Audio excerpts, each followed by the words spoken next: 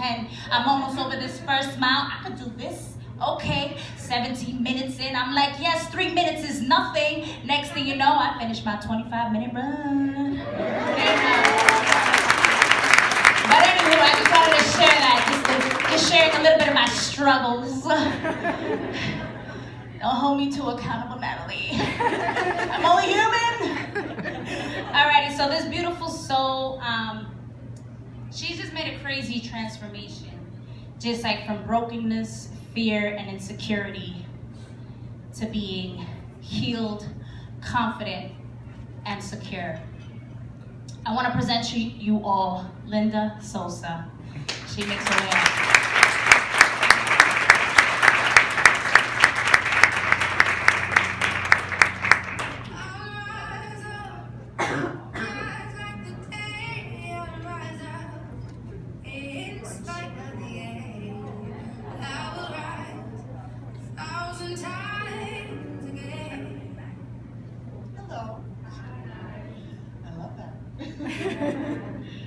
Thank you, Natalie, for inviting me to be here today to share a little of my journey, and thank you for that amazing introduction.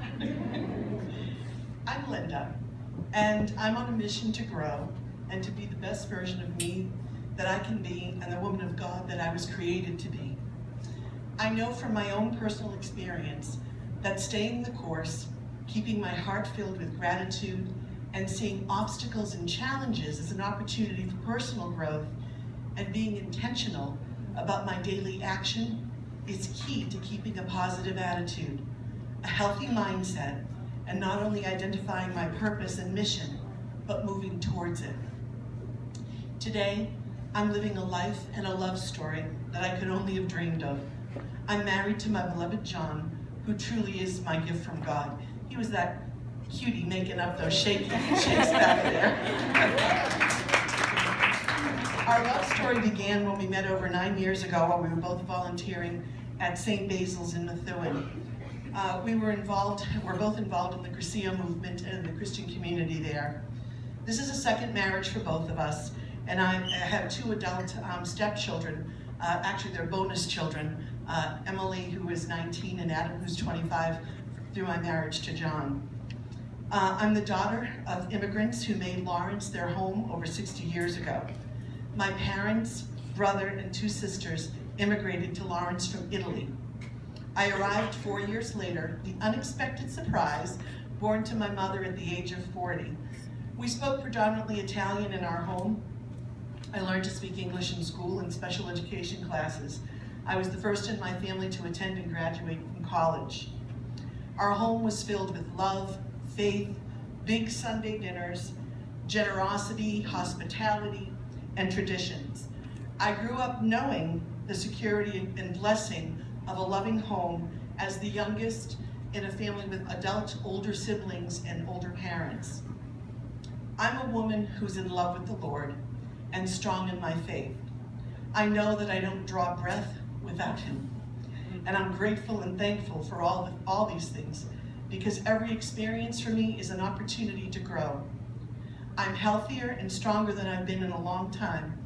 I'm more confident in my skin and energized with a strong desire and purpose to use the gifts and talents that I've been given to make a difference in the lives of others and in the world around me. And it's through the trials and challenges that I've experienced that I've come to not only appreciate the grace of self-knowledge, but to also be reminded that I have the capacity, the intellect, the will, the freedom to strive to attain something greater for myself. I have the ability to choose to not to be defined by my circumstances. I can make choices. I'm a choice maker and a decision maker. I can choose my attitude, and I can shape my destiny, good and bad. We heard a lot of that from you, Sylvie. It was beautiful. Toward whatever goals I desire in life, I can strive to be something greater. I can work towards a vision. You can too, because we're all choice makers. But I didn't always see that as clearly as I do today. When I was 24 and out of college and still living with my parents, I was feeling a little pressure to marry. I met Tom. It was my first serious relationship. And even at 24, I was still very naive and sheltered. We were engaged within a few months and married within a year. We came from two very different worlds. I was unprepared for the life that I chose, and there were problems from the start. Tom was making a lot of bad decisions, and the more out of control his life became, the more I tried to control things outside of myself that I had no ability to control. Over the next 14 years, our marriage was a roller coaster, dealing with the effects of living with drug addiction, alcoholism, gambling, and infidelity. The worst, though, was the violent outbursts, increasing verbal, emotional, and physical abuse. I was threatened, strangled, and almost killed. It all but destroyed what little self-esteem I had left. I lived in constant fear and struggled daily with anxiety and uncertainty. My self-esteem would have been completely destroyed if it wasn't for the fact that I wore a professional mask. I was the sole supporter, and I was commuting daily into Boston. I was traveling and working long hours in an executive position. My professional mask, it hid my shame. I was in denial, and I found myself isolating from family and friends. Pride, insecurity, and shame kept me from letting anyone close enough to see or know what was happening in my life. I was stuffing my feelings and emotions with food and had been building a wall of protection around myself, and I was gaining a lot of weight, almost actually from the start of that marriage. In the middle of all this turmoil, my mother died. I was 37, numb, beaten down, and full of self-pity. On a particularly difficult day, I remember a passing thought, thinking, I'll just save him the trouble. I wanted to just go and be with her. It was a lonely, dark, and overwhelming time in my life. But Jesus was there helping me to hang on, even when I didn't even know it, because I had pulled so far away from my faith, I wasn't going to church. I just wasn't practicing my faith at all. But he was there protecting me through every difficulty. His strength helped me to hang on through the very dark days after my mother's death. And his strength woke me from my denial and helped me to find my voice and say no more. Finding my voice and saying no more wasn't easy. It was the beginning of a long road of court dates, hearings, and trials. It was necessary and it was empowering, but not without struggles. I considered running away, leaving my home and family to hide from the threats and to start over again so he couldn't find me. I went through much of it alone, mostly because of my pride. A year later, when it came time to renew the restraining order, the courts offered me a permanent one that continues to be in effect today. Even though I may not have realized it at the time, I know today without fail that God sent his angels through my mother's intercession. She could now see what I could never share with her. And I also know without Jesus' intervention, I wouldn't be alive to have the privilege and the honor and the blessing and the grace to be here with you today, living the beautiful life of intention, purpose, peace, and great joy with my beloved that I'm living today. But I'm here, and I intend to make every breath count. I also took every single lifeline that was tossed my way. I found experience, strength, and hope in the halls of Al-Anon. Through friendships, I found my way to living a Cursillo weekend at St. Basil's. That weekend experience brought me back to my faith and the God of my understanding, and it brought me to a Christian community. As I began to heal my own brokenness and desire to serve others, helped me to focus on serving others instead of myself and my own self-pity. I began to volunteer more often. I also began to use the gifts and talents that I'd been given more. My father was a chef. My mom was an amazing cook, and my brother owned a restaurant, and I grew up in the restaurant business. And my siblings and I all inherited the love and joy of cooking. Having done a few cooking workshops as a gift in kind to my alma mater that were always well attended and received, I was tapping into my passion for cooking and sharing it with others. I began volunteering as a cook at the St. Basil's Retreat House and in any way that I was called to serve. Volunteering took me outside of myself, and it helped me to give back. In the process, it also helped me to continue the deep and personal relationship with Jesus that had started during that weekend of my Crucio. My relationship with Jesus has brought me healing, understanding, and forgiveness, while also bringing me closer to wholeness. Shortly after my Crucio, on Christmas morning, my dad died. Because of my faith, there was hope, comfort, and peace, mingled with the grief, the loss, and the sadness.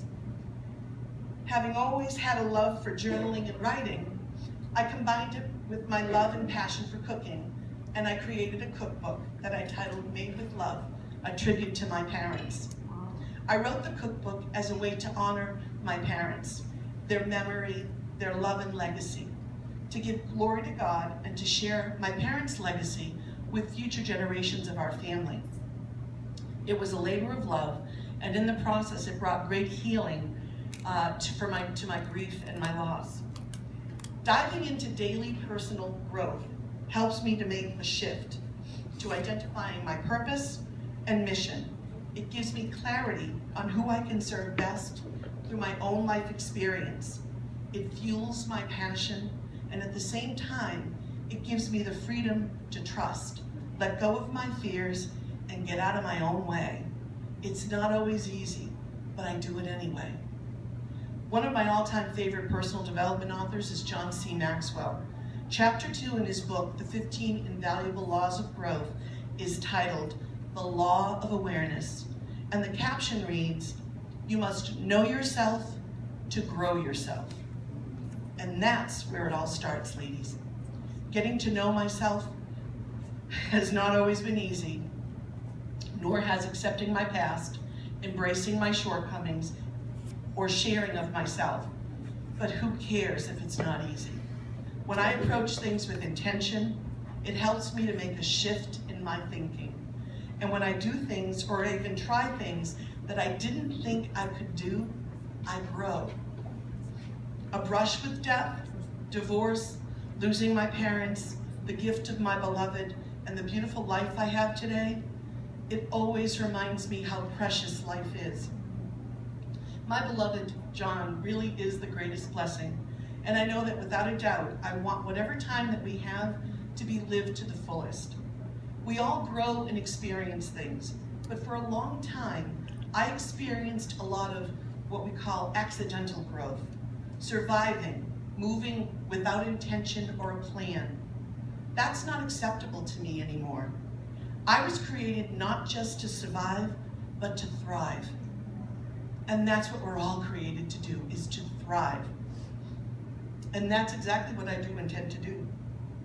The changes that I've made over the past few years to live a healthy lifestyle, become more fit, flexible, and confident in my skin are a direct result of a decision, a commitment, hard work, and consistency. It's also having a can-do attitude and getting right back on track when I fall off, and trust me, I fall off a lot. I'm nowhere near perfect, nor do I want to be. The key for me is to get right back on when I falter. It's been about a shift in mindset and finding the balance that works for me and for my beloved and our family and what fits best for us. I don't pretend to have all the answers, because I don't. And the life I'm living today didn't make all the baggage of my past go away on its own, and it hasn't made all that weight magically fall off. It takes work and time, yes it does. Getting on that treadmill and doing those burpees. Oh my goodness, those burpees. Don't like them. But I modify, and I get it done though. I modify. Modification is my word, okay? But I get it done. It's still amazing to me that the best part of my journey really hasn't been the physical transformation that I continue to experience. I've lost well over 50 pounds. I've come off all medications for type 2 diabetes and high cholesterol. It's not any of the non-scale victories that I've experienced. The best part is the rejuvenation of my mind, soul, and spirit. And every day, through personal development, prayer, books, audibles, Bible, and being present in the moment, I inch closer to the woman of purpose and the woman of God that I was created to be. I have a long way to go, but the grace for me is that I'm making a positive difference in my life and the lives of others every day. I'm grateful to be living my purpose and my mission, and in the process finding love, joy, and abundanza, and joy in the journey every step of the way. Eleanor Roosevelt said, "One's philosophy is not best expressed in words. It's expressed in the choices one makes. In the long run, we shape our lives and we shape ourselves." The events in our lives are like chapters in a book. We can allow them to define us, or we can challenge them, rise and turn them around for good. We can change the narrative of our life story whenever we want. We don't have to be defined by our life circumstances because we have choices. We're choice makers. But how do we do that? Well, first, take some time to get to know yourself. You can start by asking yourself, who am I? Where am I going? Where do I want to be going? What do I stand for? What is the narrative of my life story? And here's a formula that you can use. Observe where your thoughts, free time, money, and energy go. What's on your calendar? You know that commercial, what's in your wallet? Well, what's on your calendar? Those are the things that are important to you. Then ask yourself, how is this working for me? Is this what I want to be the most important thing in my life? Is this what I want the narrative of my life story to be? Will this vision make me a fully alive human being? Maybe the answer is yes. You know exactly where you're going and you like it. Maybe it's pretty good, needs a little tweaking here and there, a little change in direction, a new perspective. Maybe it needs an overhaul. Mine sure did. Whatever the case, you get to seek the truth and decide. And while you're seeking and deciding, remember what Jim Rohn says. You cannot change your destination overnight, but you can change your direction overnight. Ladies, our stories are not over until the moment we draw our last breath. And then we leave a legacy for those that follow. It's really powerful stuff. Thank you for allowing me to share a little bit of my story with you. God bless you.